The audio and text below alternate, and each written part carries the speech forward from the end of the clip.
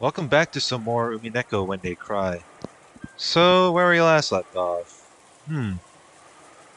Dlanor decided to visit the Golden Land, and let's just say this was a very interesting conversation of the sort. Apparently I've learned that this whole, let's just say the whole first Twilight, part of it was, or the quote unquote shonen battle of the sword it's apparently scripted. And the trump card to where Cornelia was supposed to use it was apparently forbidden of the sword, in which I questioned why, but I guess it's it's part of the game master's blame to where they decided to interfere and make it so it's balanced this way. But yeah, we do learn a little bit more about Dalinar. She doesn't always seems like she's a bit cold-hearted 100% of the time. So I kind of stereotype her as like, she's like, she takes her gaming pretty seriously, but on the outside, she's just, fine. She seems like a normal person for as is. But hmm, I am curious how the second Twilight will turn out to be. Anyway, let's continue reading. Yeah, this trying to get used to the retractable mic, especially with the headset I'm using. That kind it may squeeze my ears a bit, but at least it's like it's supposed to be some sort of noise cancellation of the sort. So let's do that. After bowing once more in thanks for the black tea, Dalinar disappeared off into the rainy rose garden. Oh, and just ends just like that. この黄金鏡にはベアトが望まない限り誰もたどり着けないのか。ええ、ドラノールをここへ呼んだのはこの子なのですよ。Wait, what? Wait, so Beato is the one?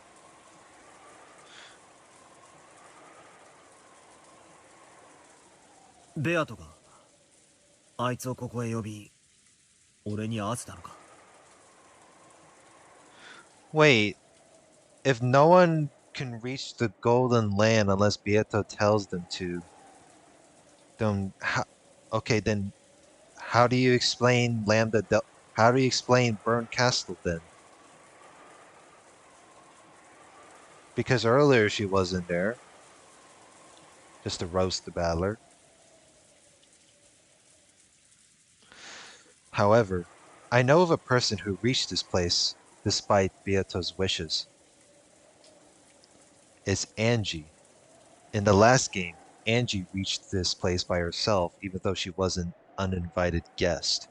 Was that also something Beato wished for?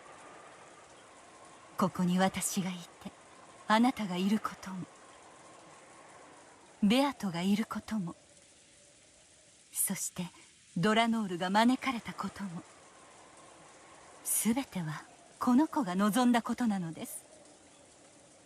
All because Beato wanted them to? ドラノールとあなたが過ごしたこのささやかな紅茶の時間さえも。I see.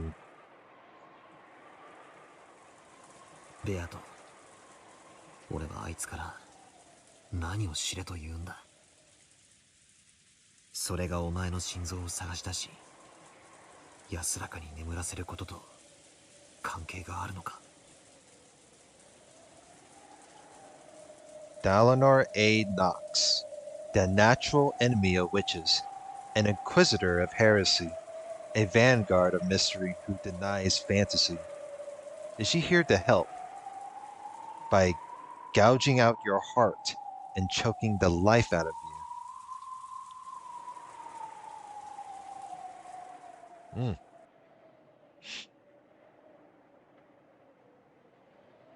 立ってください。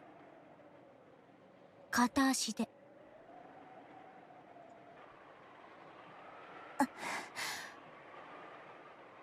Oh boy, Cornelia's getting the the punishment she's getting. Cornelia slowly got up and stood on one leg, as she had been ordered. Her hands were clasped behind her back, because she had been ordered to do so. Then, with a thump, Erika pushed her from behind with both hands. Cornelia landed on the floor face first with a thud. 立ってください。片足で。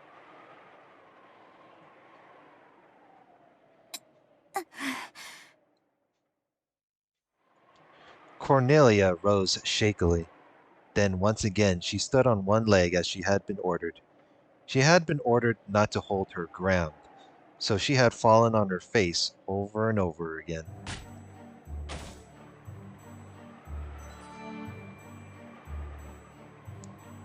She had barely managed to protect her nose, but after smashing against the floor so many times, her face was bright red. She wasn't shedding any tears. No, she couldn't shed them, because she was forbidden to do even that. 立ってください。片足で。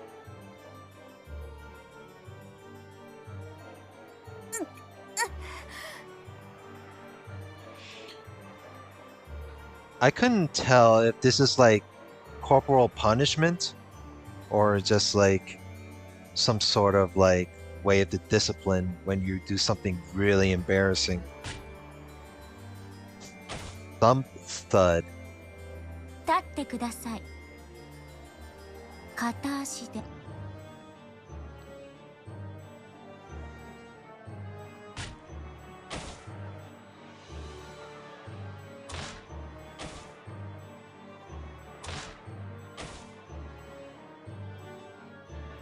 Erika repeated this falling torture over and over again.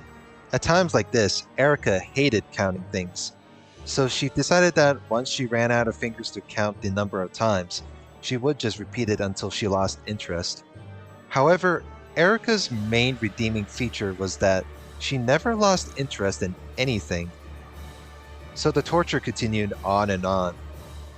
Erika didn't know why Cornelia had been unable to fully protect the window. So the whole time since then, she had placed all the blame of their loss on her. 近景謹んで申し上げ立てまつる。コーネリアの咎を許したまえ。すでに彼女の咎のみそぎには十分なりああ、そうですか。では、ここからはあなたが変わってください。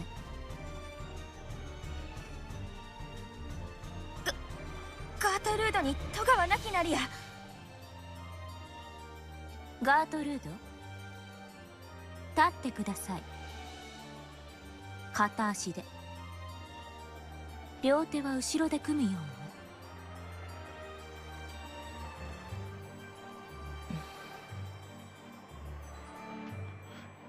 Gertrude followed the order and clasped her hands behind her back, standing on one leg. Oh boy. 耐えて踏みとどまってはダメですよ。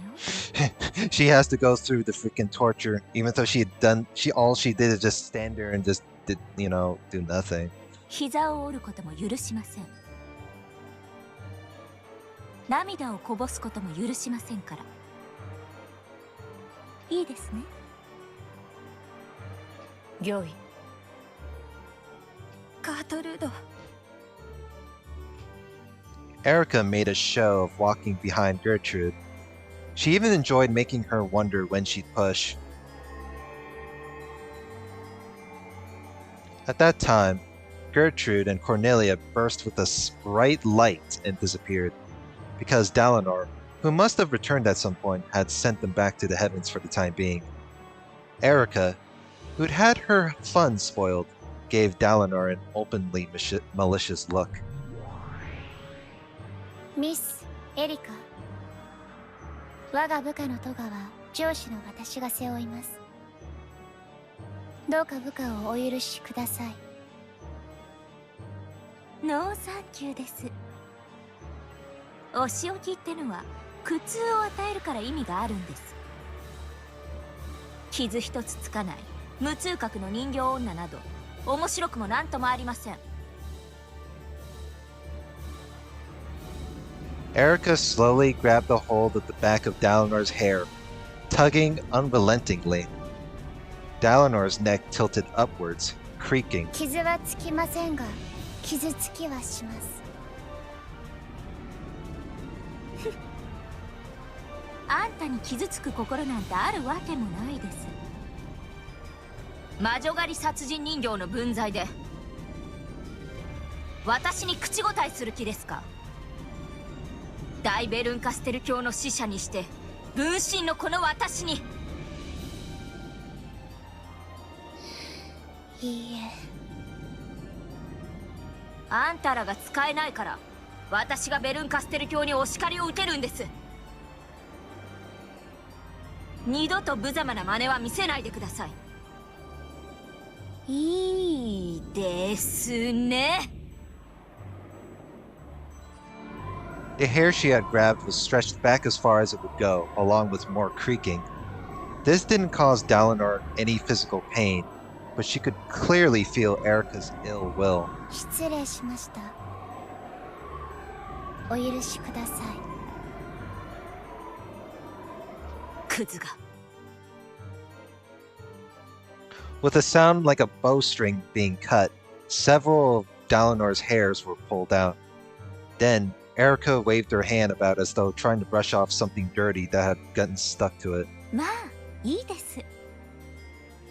これで終わりにします。ようやく私の怒りも収まり、灰色の脳細胞がうずいてきましたから。あの使えない二人を呼び戻して現場の再構築をしてください。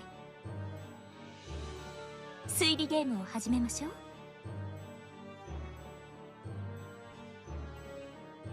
わかりました。ガートルード、コーネリア。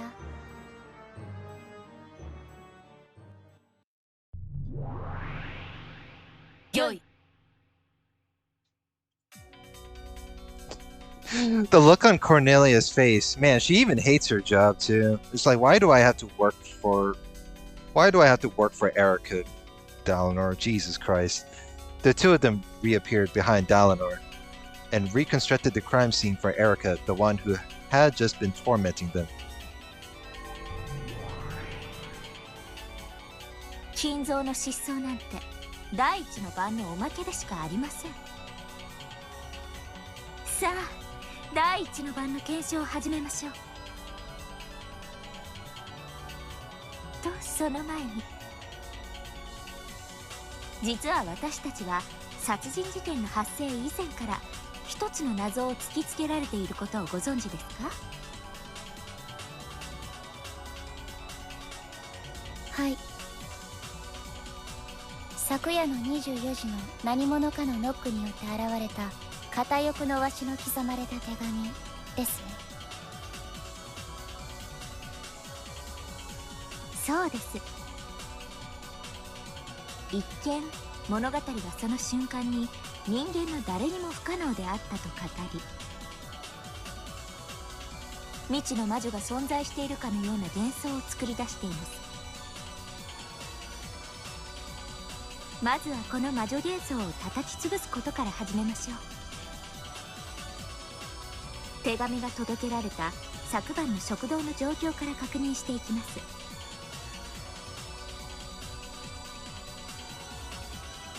了解です。ガートルード、コーネリア。昨晩の食堂の親族会議を再構築。よい。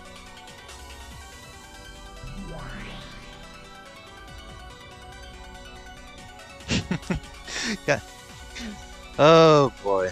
You know, I was really tempted to make a really stupid joke about how Erika abuses Dalinar and Cornelia.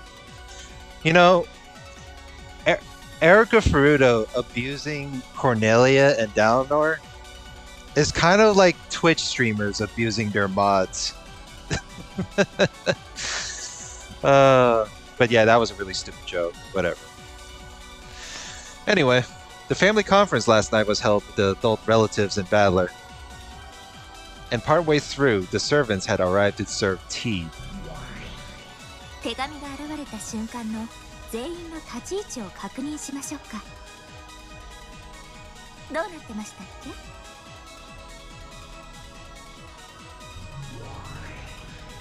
近景謹んで申し上げる。親族会議以前にエリカ、ジョージ、ジェシカ、マリア、南條、ゴーダ、熊沢は屋敷より退出しゲストハウスへ移動したものなり。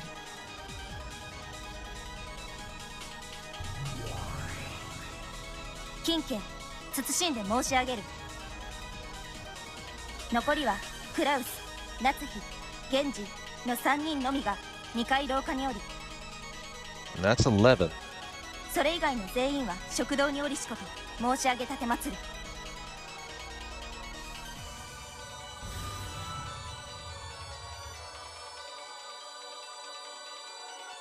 屋敷は親族会議に先んじて全て施錠されていたため、それ以外の人間は屋敷に入ることができません。おやおや、それでは屋敷内の誰にも食堂の扉をノックして手紙を置くことはできないということになりますね。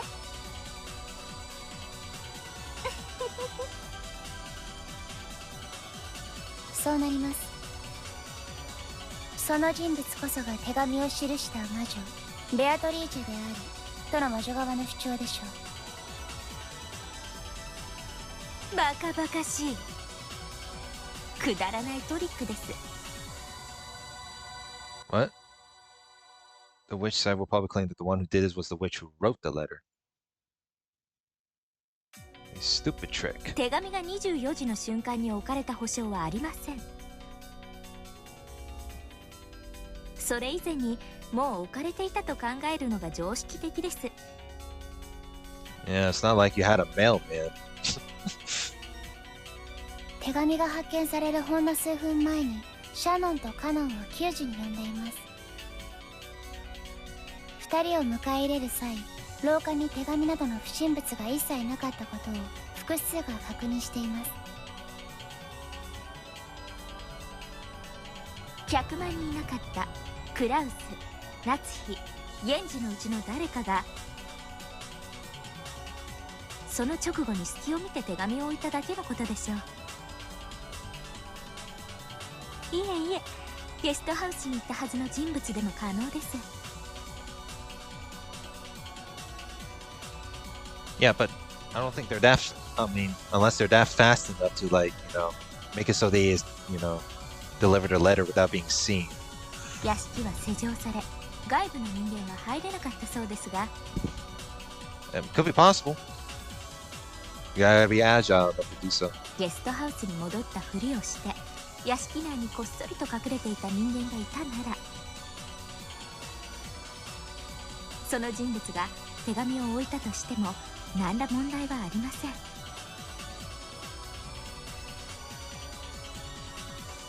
近景青き真実有効なりへ。となると問題はノックです。手紙と違いノックの瞬間にその場に存在しなくてはなりません。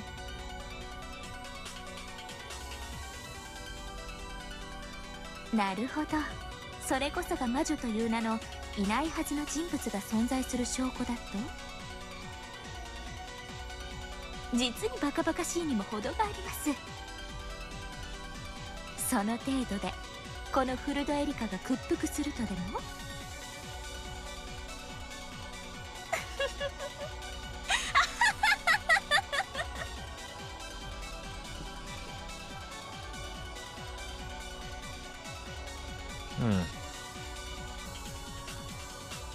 ？All right, I'm back.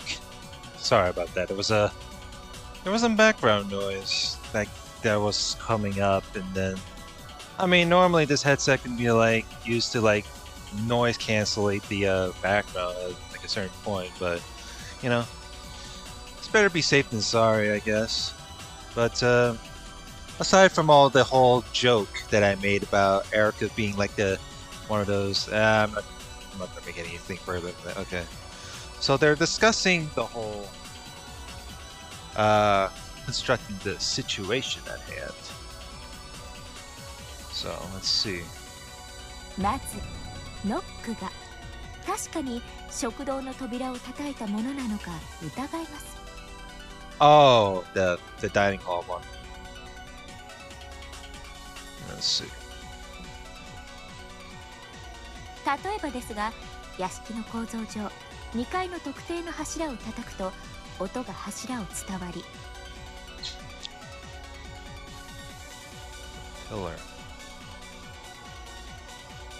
I mean, it could be someone making the noise. I mean, I guess there's some sort of possibility that one of them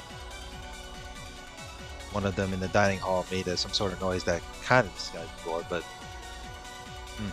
questionable at best. 食堂の人間はあたかも扉をノックされたかのように誤認してしまうとか、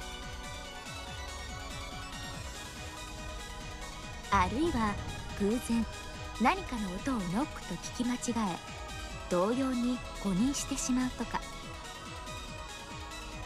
あるいはノック音を録音したテープがこっそり再生されていて、それがちょうどあのタイミングで聞こえるように細工されていたのかもしれない。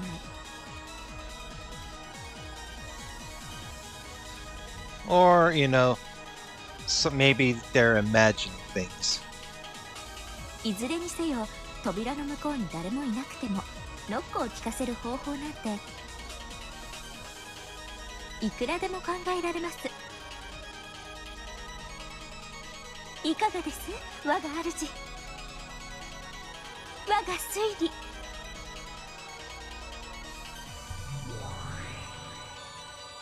だそうだけどいかが？ベルンの可愛いコマが精一杯頑張って考えた青き真実みたいだから、気前よく赤き真実をサービスしちゃおっかしら。まずは手紙からいこうかしら。24時の大時計の鐘の時に鳴ったノック、そして扉を開けたらそこに置かれていた片翼の足の封筒の手紙。客間にいなかった人間がこっそりと廊下に置いていったのだろうという想像は実に王道よね。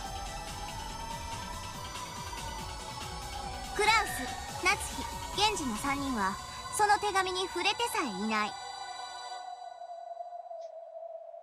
へえ。じゃあシャノン・カノンが給仕に訪れて扉を閉じる瞬間に最後に食堂に入った最後尾の人間は誰？ Shannon and Cannon came in to serve tea. Wasn't Kumasawa along with them? 例えばカノンとか。最後尾のカノンが扉を閉めるときにこっそりポトリと手紙を落とせば簡単じゃない。I mean, it could be, I guess, it could be some sort of possibility. Okay, that's a weird narrative to make up, though. That's the thing. So if they dropped that, it would have been pretty obvious by then, because they just dropped the letter, just like there, before entering. But then it was like, oh, there's another knock. So it could be like maybe they're hearing things. Or someone playing a prank. Actually, no, they wouldn't be playing a prank because one of them outside the rest of them outside the mansion that they couldn't get access to. So, and it wouldn't be surprised. It would be kind of weird that the ones from the second floor would play a prank. So. 食堂の全員の誰も、いいえ、もっとシンプルな言い方をするわ。There's a simpler way to say it. 24時の時点で屋敷内にいた誰一人。あの手紙を廊下に置いた者はいないわ。触れた者はいないという言い方はできないわけ？そりゃそうでしょう。彼らは拾って触れたわ。触れてないとまでは言えるわけない。なるほど。じゃあこういう解釈だわ。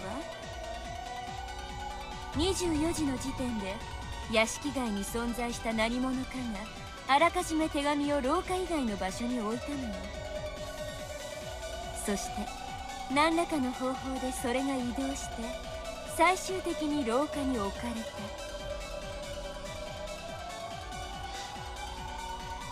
Wait, hang on. So it's not. It would be kind of amusing that a letter would just like, maybe there would be a draft inside the mansion, and then the letter just moved to that, for some particular reason, just moved it to where it's near the door of the dining hall. 仮の想像ですが、例えば使用人たちが押してきたお茶の道具を積んだ配膳車の下部の裏側に貼り付けられていたとか、それは時間が経てば剥がれてしまうような簡単な接着。それはやがて剥がれ落ちて存在しないはずの魔女が置いていった手紙となる。つまり時間差で手紙が現れるようにすることで、真の差出人がその時刻にアリバイを作ろうとする古典的トリックです。The underside of the servant card. So it's not like it just appears randomly. It's just, it's like unexpected. 金形青き真実有効なり It's that valid. ちょうど都合よく食堂の扉の前に落ちたのは犯人にとって幸運だっただけということ。Good luck. 下手をすればそこは厨房か廊下か、はたまた食堂の中だったかもしれません。はあ、グッド。食堂の中ならば随分と素敵ですね。全員の監視の中、突然床に手紙が現れる。食堂という密室に忽然とその場の誰も触れていないという赤を維持したまま。お見事です。配膳車の下部に手紙を貼り付ける行為なら誰が犯人でも可能です。手紙についてはまずね。でもそれと同じ論法がノックについても通用するかしら。じゃあもう一度同じやり取りをしようかしら。どうぞ。Yeah, there's the question of how the knock turned out. クラウス、夏日、源氏の3人はノックをしていない。これは扉だけはノックしていないという限定的な意味じゃないわよ。音が伝わる柱だろうと、録音したカセットテープの再生ボタンだろうと、そのノック音を生み出したことは断じてないという意味。Or push the play button on the cassette tape. Yeah, we'll play the sound file of someone making a sound of knocking on the door. 無論直接的にも間接的にも意図的にも偶発的にも無意識的にもね。すでにくさびを打ってるけど繰り返すわ。クラウス、夏日、源氏たち3人以外の誰かがノック、あるいはノックと誤認させる音を発生させたのかもしれない。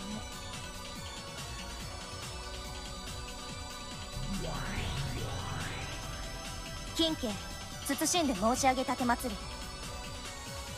24時の時点で2階廊下にいたクラウス、夏日、源氏の3人と食堂にいた全員以外の一切の人間は屋敷内に存在しなかった旨申し上げたてまつる。金形謹んで申し上げる。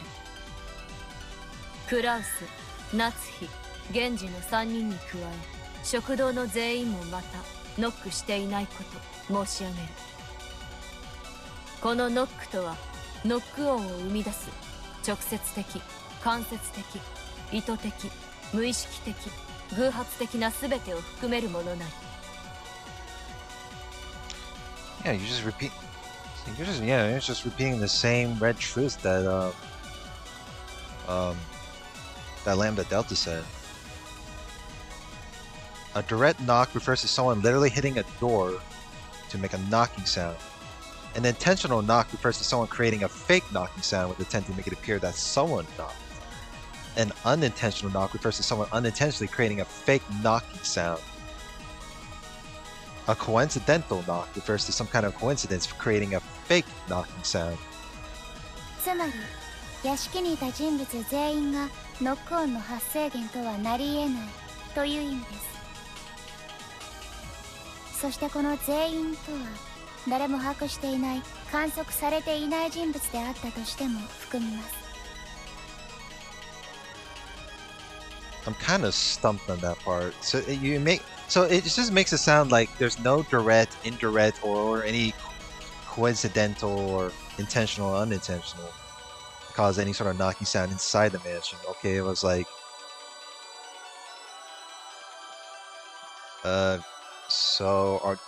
so the knocking sound is all, are they just imagining things then? It's just the knocking sound is more of an illusion? I mean, anyone who was in the mansion also includes any unknown person X who was secretly hiding in the mansion. Therefore, this literally meant that it was impossible for anyone inside the mansion to knock, with no wordplay allowed. Unless you're referring to the person who wanted to take revenge from 19 years ago. But... Actually, no, that wasn't. What the hell? なるほど。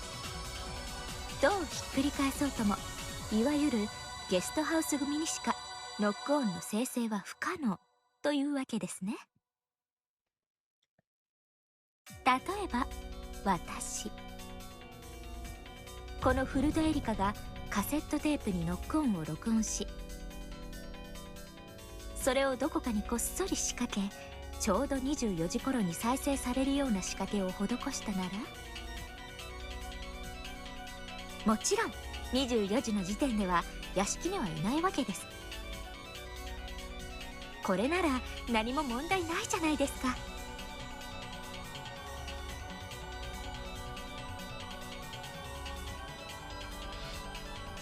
Huh. I wouldn't be surprised by that notion. She would just, like, before she left the mansion, she, set the cassette tape somewhere before leaving. But would be weird. I mean, she's a guest, right? I mean, anything can happen. Actually, no. That would be weird, though. No detective would, I mean, I guess her being authorized to be a detective would be the, I mean, unless she refers to the Ushiromiya family as suspect, but sure, I guess, but... 問題ないです。しかし扉の前に手紙があればこそノックがその存在を教えるきっかけとなりますが、もし厨房などに手紙が落下していたらノックは手紙の存在を教えるものにはならなかったように思います。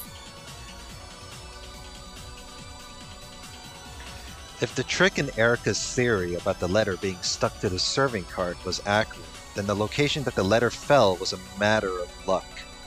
Because it had fortunately fallen near the door, the people in the dining hall noticed it due to the knock.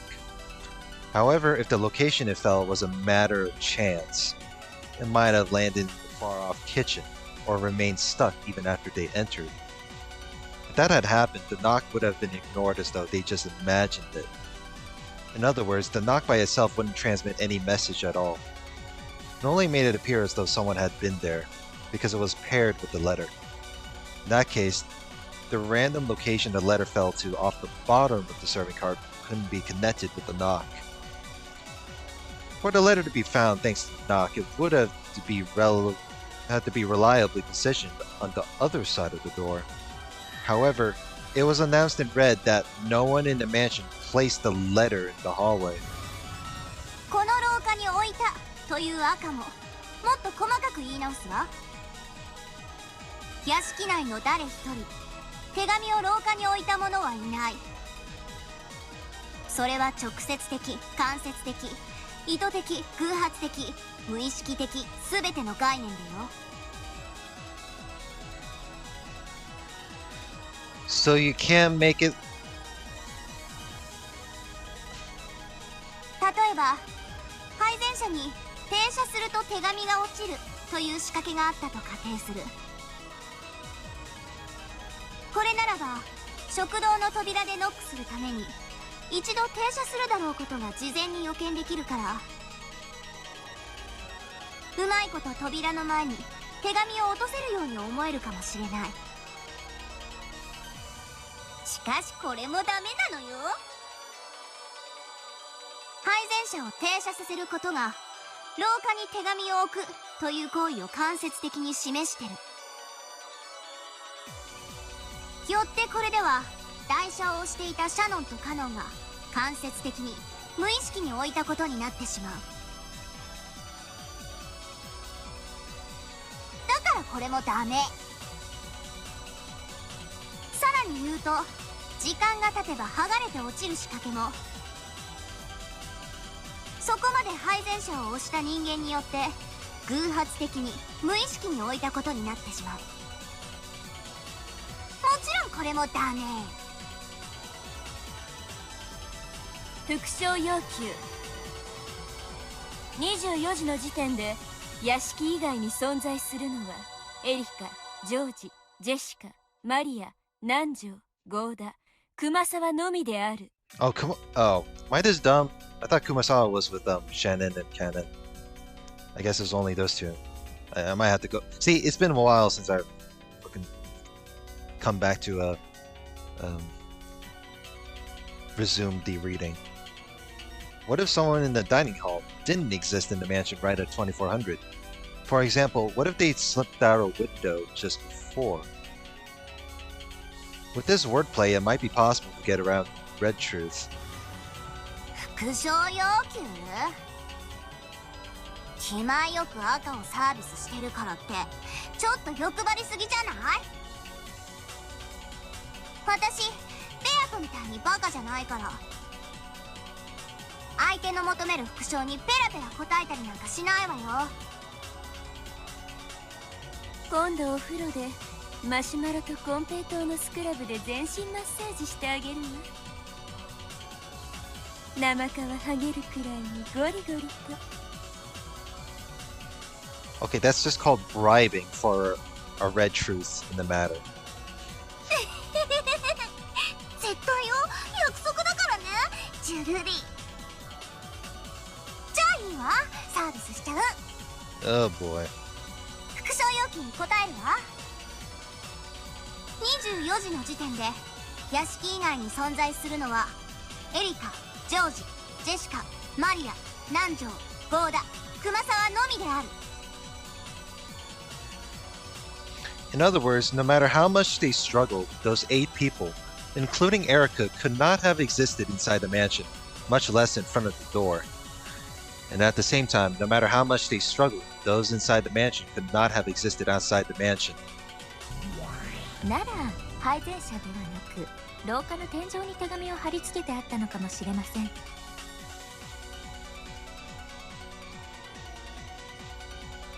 廊下の天井は案外高いから堂々と貼り付けてあっても誰も気づかないかもしれない。これなら廊下に落ちるのは確定的。そしてそれを屋敷外の人物が行ったなら赤も潜れる。ぐっと私。I mean, and the ceiling of the hallway.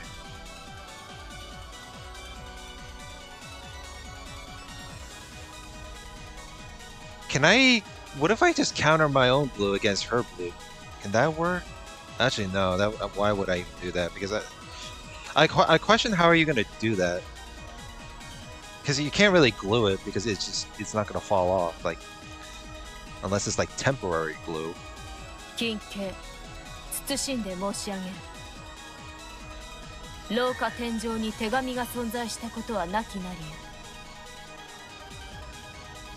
金家謹んで申し上げる。配膳者に手紙が触れたことはなきと知りたまえ。知らないです、そんなこと。とにかく屋敷以外の人間が何かのトリックであそこに手紙を置いてみせたんです。あの手紙とノックでベアトリーチェを存在させようなどという目論見みはこのフルドエリカには断じて通用しません。金家謹んで申し上げる。屋敷以外の全員は親族会議開始後屋敷内にて何を行うことも不可能なり。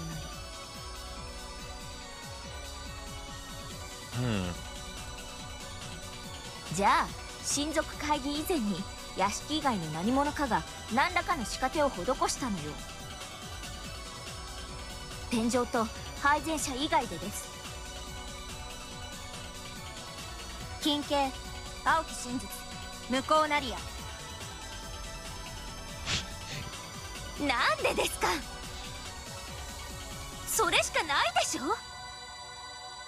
天井と配膳者以外の何かに屋敷以外の誰かが何か仕掛けをしたのよ。Yeah, I thought the devices worked, damn it. 金家 Look at that pout. その何かを特定もしくは仮定せぬ限り青き真実とは認められぬものなり。 Okay, well... Wait, what? Hold on. What? Hang on. What am I... I'm being really stupid right now. Let me see.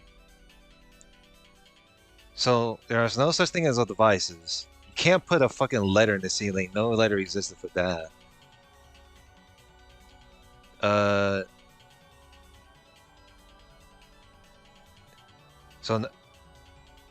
So something to do with the letter stuck with the servant card, and no person be...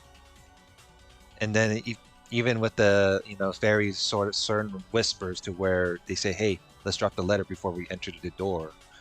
It would be kind of weird and obvious, so it doesn't work out that way.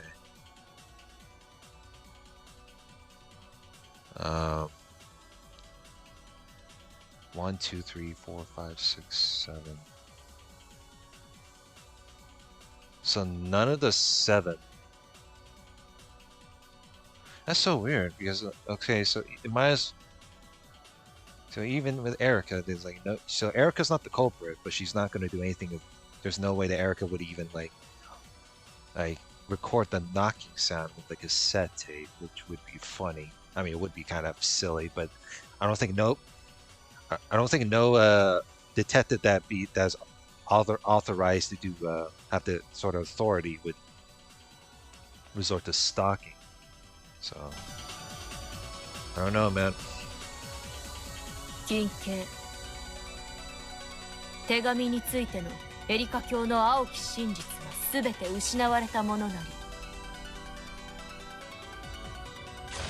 全て失われたですって。言い方にもう少し気を使ってください。使えない家具の皆さん、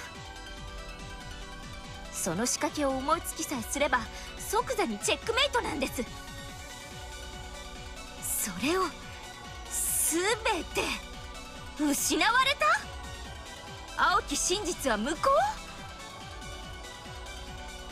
この探偵フルドエリカによくもそんな口を。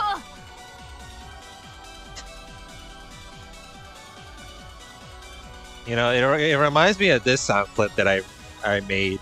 Hold on. Feelings. It reminds me of this sound clip. Your response to me indicates you have feelings on this matter.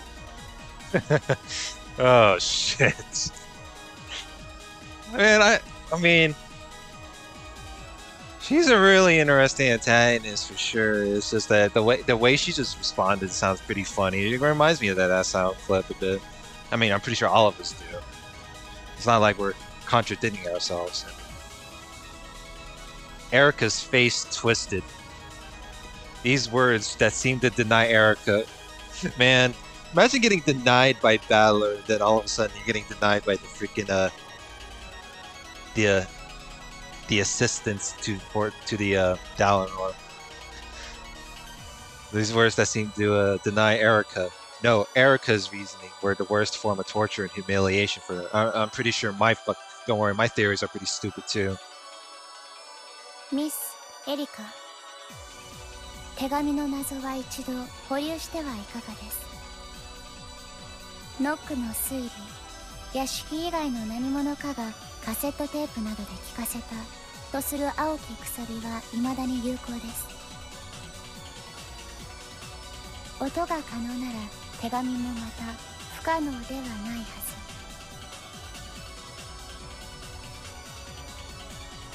As Erika made to grab and hold Gertrude's hair, Dlanor stopped her with those words. そうです。ノックについては私の青き真実、未だ有効なはずです。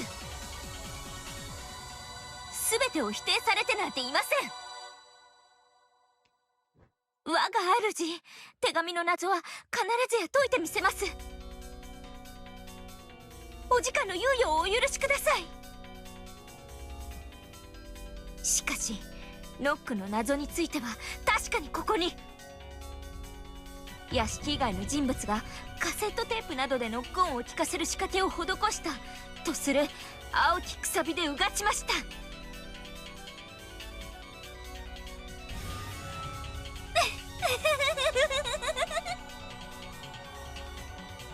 本当に可愛い子ね、ベルンのコマは。本当にけなげだわ。とりあえず2つの謎のうち1つは降参だけど、1つは解けたからお許しをって叫んでる。どうする？許してあげる？そうね。私の駒の分際で降参なんて恥さらし、絶対に許せないところだけれど、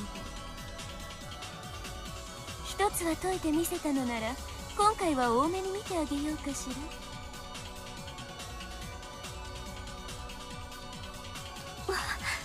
我が主。 You know, for a second thought, I thought Berncastle normally doesn't forgive. She always has like some sort of like low-key notion of roasting, you know? But, oh well. When Berncastle said she let it slide, Erika couldn't hide her relief. じゃあお仕置きだわ、エリカちゃん。 Uh-oh. すべての人物はノック音を誤認することはない。へえ。Is that what the punishment is? To reveal another cold, hard, red truth? 何それ。ノック音を誤認しないということはつまり、ノック音によく似た他の音をノック音と勘違いしたりはしないということよ。柱を叩くとノックに似た音がするなんてのもアウト。ノック音をカセットテープに録音したとしても、それはもはやノック音を録音したテープの音であってノック音ではない。だからこれもアウト。つまり実際にあの扉を叩いたノック音を全員は正確に識別し、絶対に聞き間違いないということよ。あの扉を直接叩く以外のあらゆる音をノックと誤解することは絶対にありえないということ。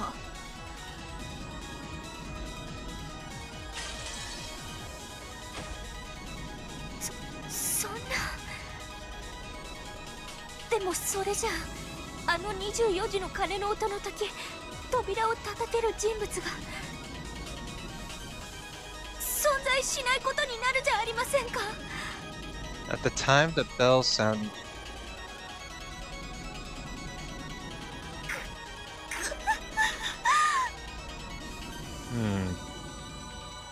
I think the feeling sound clip is... I think the...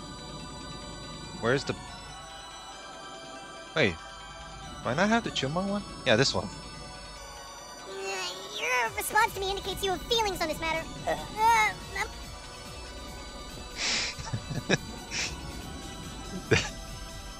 Technically, that kind of sounded like her. But I think the regular sound.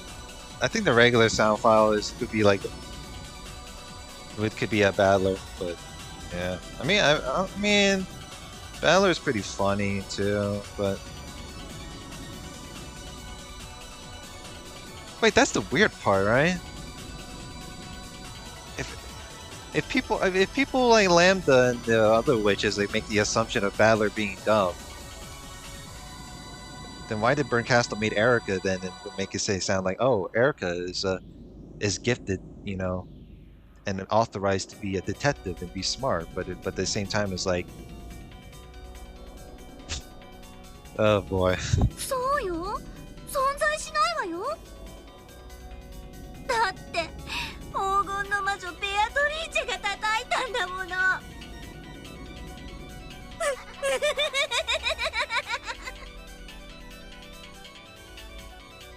つまりあの扉を叩く以外ごまかしようはないってことね。ならこういうのはどう？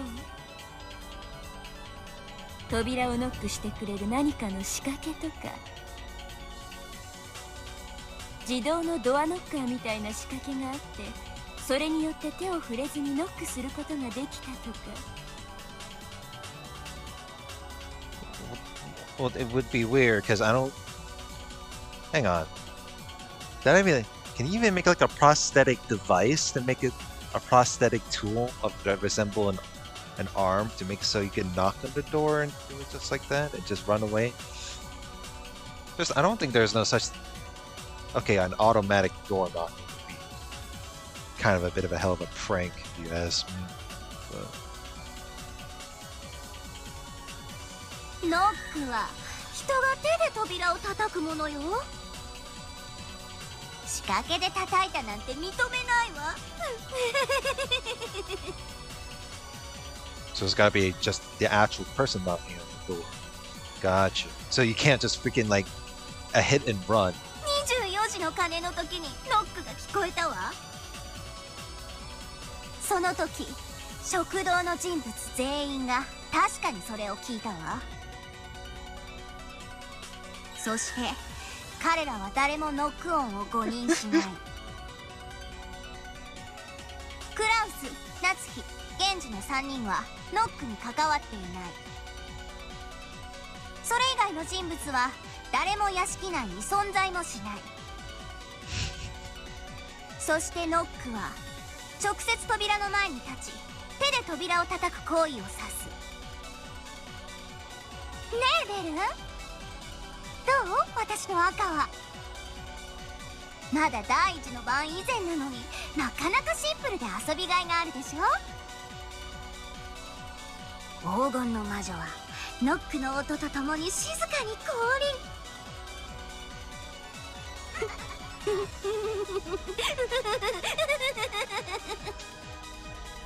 No, I guess this is just some. Okay, that's what a way to make it portray your game as a freaking fantasy book. Okay, great.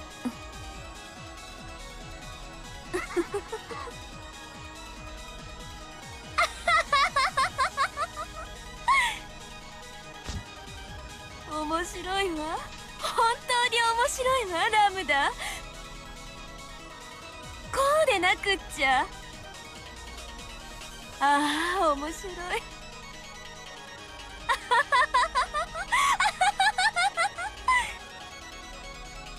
What a meme. The two witches doubled over laughing, as though this was the most fun thing in the world.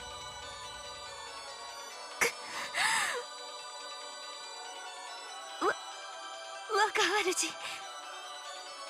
ご安心よ。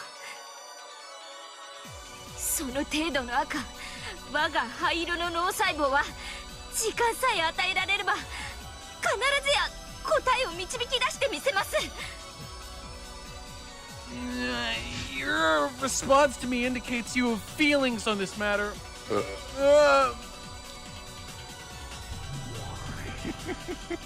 あらそうありがとうそして失望だわエリカ I can't even take this serious. I'm like, what is?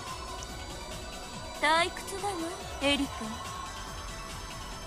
この私の駒にして分身のあなたにもお手上げなんて本当に情けなくて笑えるわわからないならいつまでも沈黙しててちょうだいそして分かった時だけ口を開いてちょうだい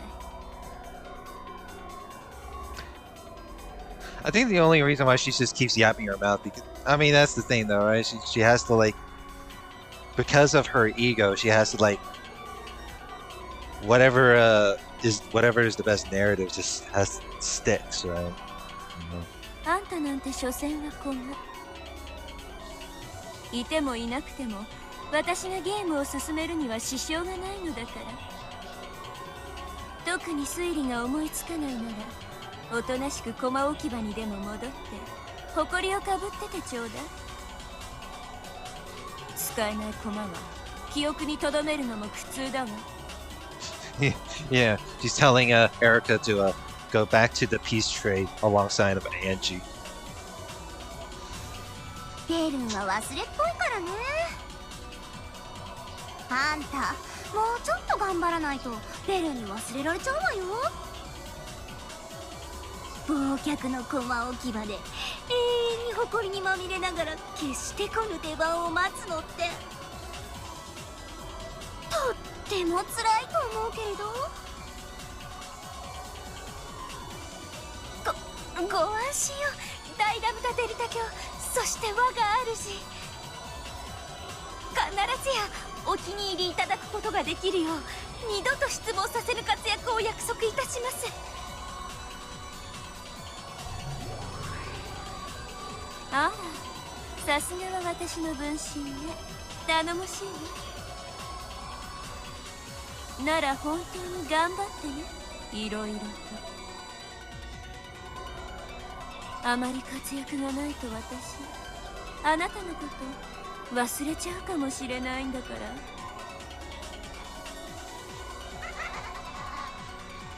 As the two witches giggled, they continued discussing the letter of the knock. There was no room for Erika to step in.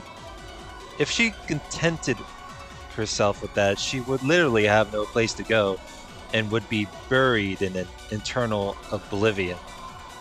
Erika endured this with a hideous expression, looking with shame at the back of the master who ignored her, and with both fists clenched, she thought frantically in search of some kind of breakthrough.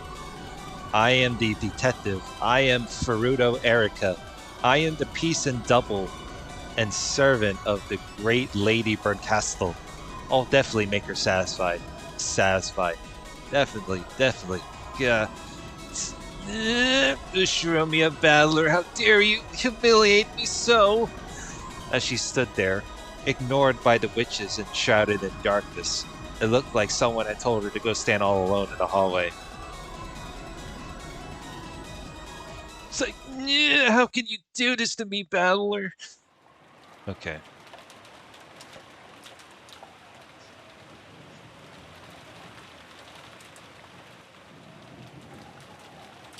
Okay, I think I've lost that debate. Well, I lost that debate. Okay, you know what? I think we're done. My mind has been melted just from the trying to find some really stupid theory of how the freaking letter and the door riddle. Yeah, I think we're good.